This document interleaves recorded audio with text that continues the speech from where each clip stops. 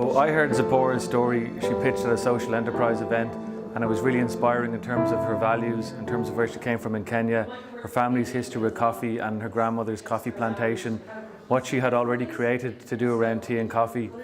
But she wants to give back now to Dublin and to the city that became home to her.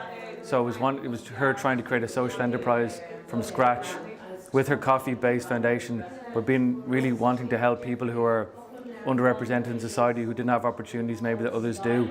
So she had a really strong passion for helping those people and creating something around coffee, but it wasn't really clear what that was. So early on in the sprint we decided to maybe pull back a little bit from coming up with ideas ourselves and thinking, first really strongly identifying who our target group was. And we knew it would be people who are marginalised in some way, and that initially was long-term unemployed people, but then that started to shift to maybe migrant women, and that was a topic that Zipporah is really passionate about. So we narrowed in on that as a group, as a community to work with.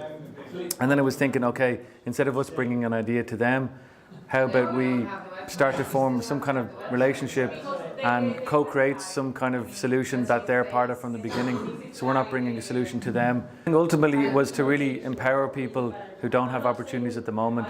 So whether that might have been the long-term unemployed, now maybe those in direct provision, migrant women, but it was people who maybe in this country who don't have the opportunities, but we're going to hopefully employment and skills and things that are going to help them integrate into society.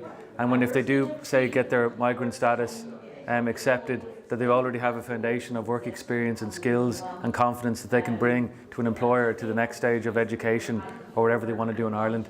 Coffee, particularly because Zipporah is from Kenya and her family already have a coffee business going back a couple of generations.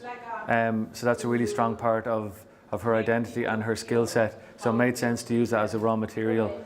And tea as well. And I guess nearly everyone in Ireland probably drinks one or the other, and it's part of their daily life. So it made sense to have it as something that could be built around.